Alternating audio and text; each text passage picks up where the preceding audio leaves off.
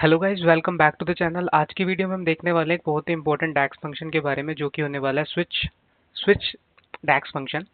Basically ये एक important role play करता है। ये इफ जो डैक्स फंक्शन होता है उसका एक बेटर ऑल्टरनेटिव है। आप इसका भी यूज़ कर सकते हैं अपनी day to day real applications के अंदर।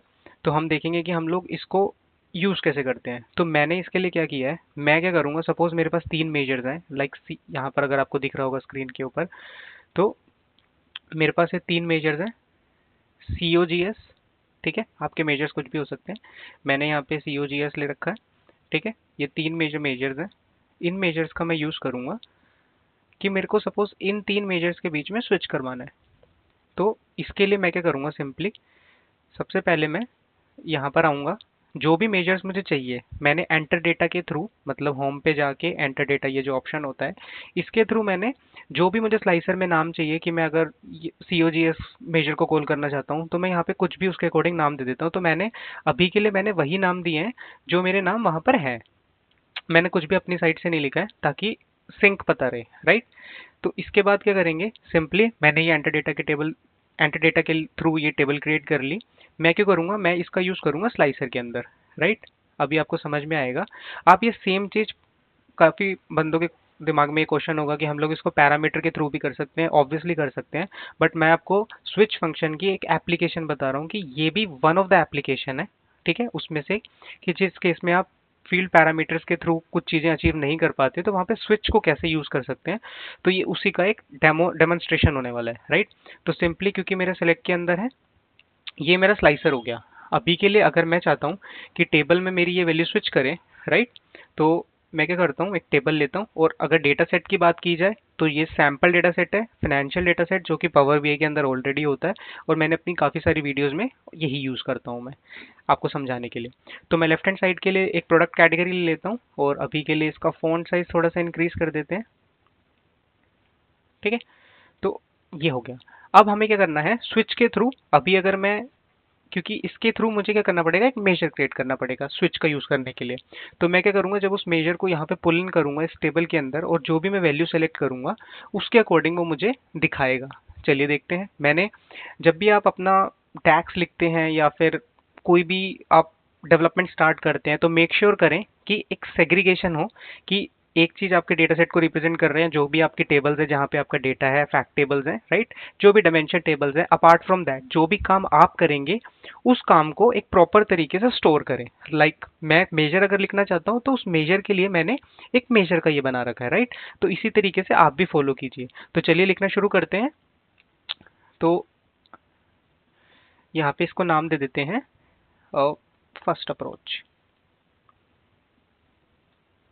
ठीक है, और डायरेक्टली अब मैं क्या करूंगा, सबसे पहले मैं वेरिएबल से एक वैल्यू पिक करना चाहूंगा। वैल्यू, क्योंकि मैंने यहाँ पे एक स्लाइसर दिया है, जैसे कि मैंने बोला कि आपने एक स्लाइसर क्रिएट कर लिया है। अब उस स्लाइसर में से जो भी वैल्यू आप सेलेक्ट करेंगे, उसके थ्रू आप वैल्यू को स्विच करवाना चाहते हैं। लाइक मैंने अगर यूनिट सोल्ड सेलेक्ट किया है, अगर मैं यहाँ पर आपको दिखाऊं, अगर आपने यूनिट सोल्ड सेलेक्ट किया है तो वो यूनिट सोल्ड दिखाएगा। अगर मैंने सीओजीएस किया है तो वो सीओजीएस दिखाएगा, लाइकवाइज।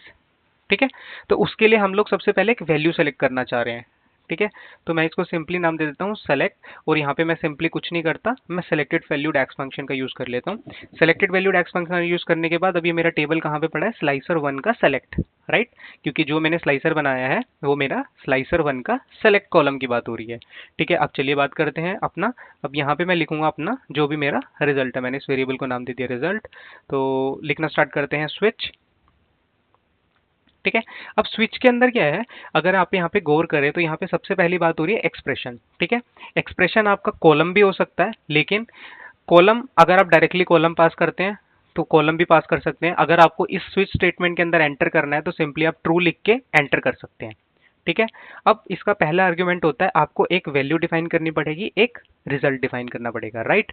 और वैल्यू कैसे लेंगे, अब सपोज जो भी मैंने सेलेक्टेड वैल्यू के थ्रू वैल्यू ली है, ठीक है, मैं बोल रहा हूँ कि अगर अंडरस्कोर सेलेक्ट मेरा सीओजीएस है, ठीक है, तो वो मुझे कौन सा मेजर दे, सीओजीएस। अगर मेजर्स की बात की जाए तो मेजर्स में एज सच कुछ भी नहीं है। सीओजीएस अगर मैं आपको दिखाऊं, ये मेजर के अंदर सिंपली सम ऑफ सीओजीएस है, सेम सेल्स के लिए सम ऑफ है। ठीक है, ये मैंने डेमोन्स्ट्रेशन पर्पज से बनाया है। ठीक है, तो ये आपका क्लियर हो गया। अब इसको बंद करते हैं। और सेकंड के लिए, क्योंकि मैं 3 के लिए करना चाहता हूँ कि अगर मैं वो सेलेक्ट करूँ, सीओजीएस सेलेक्ट करूँ तो सीओजीएस का मेजर कॉल हो, अगर मैं यूनिट सोल्ड करूँ यूनिट सोल्ड का हो, सेल्स का करूँ तो सेल्स का।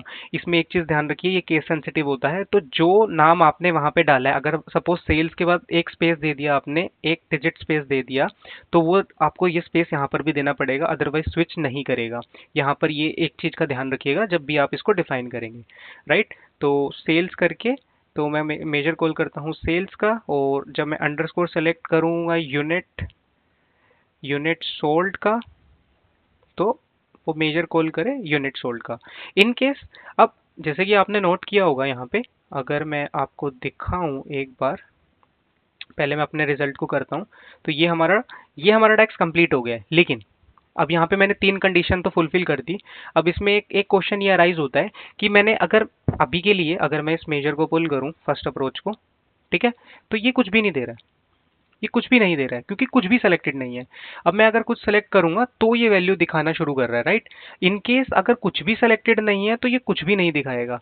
तो उसको फिक्स करने के लिए हमें क्या करना पड़ेगा, हमें एक कंडीशन भी दे के रखनी पड़ेगी, राइट, कि या तो आप यहीं पे डिफाइन कर सकते हैं, अदरवाइज इसको मैं बोल दूं अननोन, क्योंकि इसका जो लास्ट आर्ग्यूमेंट है वो देखिए यहाँ पे, ये क्या है, यहाँ पे ये लिखा हुआ है एल्स।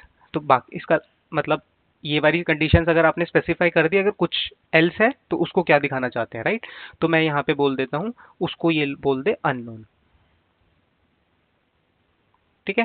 तो ये हमारी कुछ भी सिलेक्टेड ना होने की कंडीशन भी यहाँ पे फुलफिल हो गई, राइट। पहले जब कुछ भी सिलेक्टेड नहीं था तो ये पूरा ब्लैंक था क्योंकि कुछ भी सिलेक्टेड नहीं था, राइट। तो वो वैल्यू किसकी दिखाएगा। लेकिन जैसे ही मैंने एक एल्स कंडीशन डाल दी कि अगर कुछ भी सेलेक्ट नहीं है तो मुझे अननोन दिखाए, जैसे ही मैं कुछ सेलेक्ट करूं तो मुझे उसकी कोरस्पॉन्डिंग मेजर की वैल्यू जो है, मतलब जो भी यहाँ पर इस प्रोडक्ट के लिए जो भी मेरी वैल्यू है वो मुझे दिखाना स्टार्ट कर दे। वैसे ही मैं जब सेल्स पे स्विच करूंगा तो सेल्स का दिखाना लग जाए, और यूनिट सोल्ड दिखाऊं तो यूनिट सोल्ड का दिखाना लग जाए। तो ये हमारी हो गई फर्स्ट अप्रोच। अब सेकेंड अप्रोच में आप क्या कर सकते हैं, आप इसको डिफाइन भी कर सकते हैं, लाइक अगर मतलब स्विच स्टेटमेंट की फर्स्ट एप्लीकेशन ये हो गई कि आप इसको मेजर्स के थ्रू स्विच करवाना चाहते हैं। सेकेंड एप्लीकेशन मैं आपको बता देता हूं, उसमें आप कंडीशनल फॉर्मेटिंग का यूज भी कर सकते हैं, राइट। कंडीशनल फॉर्मेटिंग का यूज भी कर सकते हैं आप इसमें। तो चलिए देखते हैं कि कंडीशनल फॉर्मेटिंग का यूज कैसे करते हैं आप। तो एक नया पेज लेते हैं, सेम मैं एक टेबल लेता हूँ, इसमें प्रोडक्ट लेते हैं, और चीज़ों को सिंपल रखने के लिए मैं कंट्री लेवल पे एक फ़िल्टर भी डाल दूंगा इसमें, कनाडा डाल देता हूँ, और यहाँ से छोटी वैल्यूज़ के लिए मैं यूनिट सोल्ड डाल देता हूँ, राइट। तो इतना सॉर्टेड है। अब इसका एक बार वैल्यू साइज थोड़ा सा इंक्रीज कर लेता हूँ मैं, इसको कर देता हूँ 16, ठीक है। अब हम क्या करते हैं, अब मैं कुछ इस तरीके से लिखना चाहता हूँ कि अगर मेरा ये रेंज रेंज क्रिएट करता हूँ, जैसे आप इफ में करते हैं ना, कि अगर मेरा यूनिट सोल्ड ग्रेटर है इतने से तो वो हाई दिखाए, लो दिखाए, मीडियम दिखाए, तो मैं उस टाइप से इसको सेट करता हूँ अभी, ठीक है। अभी के लिए मेरा ये हो गया, राइट। तो यूनिट सोल्ड यहाँ से ना डाल के आप यहाँ से भी डाल सकते हैं, जो मैंने मेजर क्रिएट किया हुआ है मैंने यहाँ पे, राइट। तो मैं सिंपली इसको डाल देता हूँ, कोई डिफरेंस नहीं आएगा, ठीक है। इसको डेसिमल हटा लेते हैं, अभी 2 डेसिमल है, इसको 0 पे सेट कर लेते हैं। इतना डन है। अब मैं रेंज क्रिएट करता हूँ, उसके लिए सेम हम लोग, ये क्या हो गया, यस, डन, ठीक है। तो पहले वाले मेजर का मैंने आपको फर्स्ट अप्रोच बताई थी, अब मैं इसको नाम दे देता हूँ सेकेंड अप्रोच, ठीक है। फिर से एक वेरिएबल लिखता हूँ, रिजल्ट लिखते हैं, ठीक है। स्विच का यूज़ करते हैं, इसमें एंटर करने के लिए ट्रू, यहाँ से हमारा मेन पार्ट होने वाला है, ठीक है।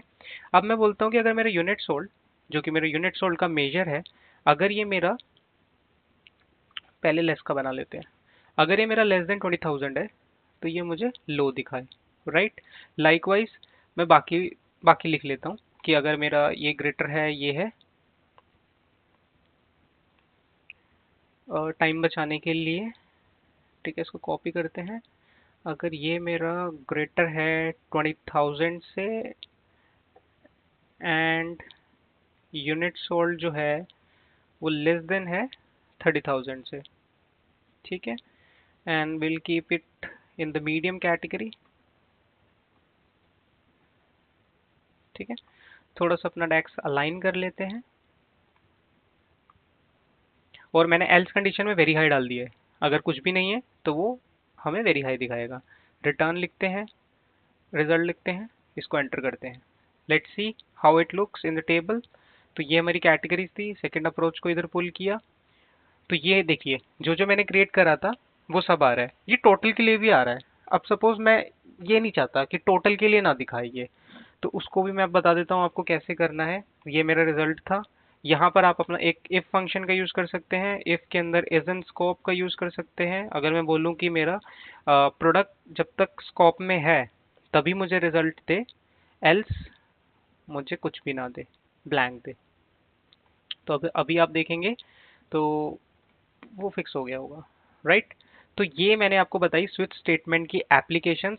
फर्स्ट वे मैंने आपको बताया कि अगर आपके पास सपोज मेजर्स हैं, उन मेजर्स को आप स्विच कराना चाहते हैं एक के बाद एक, फील्ड पैरामीटर के थ्रू भी कर सकते हैं, लेकिन इन केस आपके पास वो कॉलम में अवेलेबल ना होके एज अ मेजर अवेलेबल है और फिर आपको यूज करना है, क्योंकि फील्ड पैरामीटर के केस में आप जो भी आपका कॉलम होता है उसको एक तरीके से आप स्लाइसर में डालते हैं।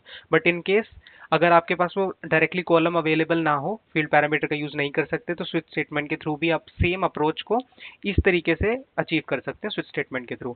सेकंड मैंने आपको एप्लीकेशन बता दी इसकी कि अगर सपोज आपको एक कंडीशनल फॉर्मेटिंग का यूज करना है तो आप कैसे ही कर सकते हैं। इसकी और भी एप्लीकेशंस हैं, आप खुद से एक्सप्लोर कर सकते हैं। कुछ भी डाउट है तो प्लीज कमेंट सेक्शन में लिखिए, I am happy to help. और अगर आपको ये वीडियो समझ में आएगा तो please do like share and subscribe. Till then thank you so much.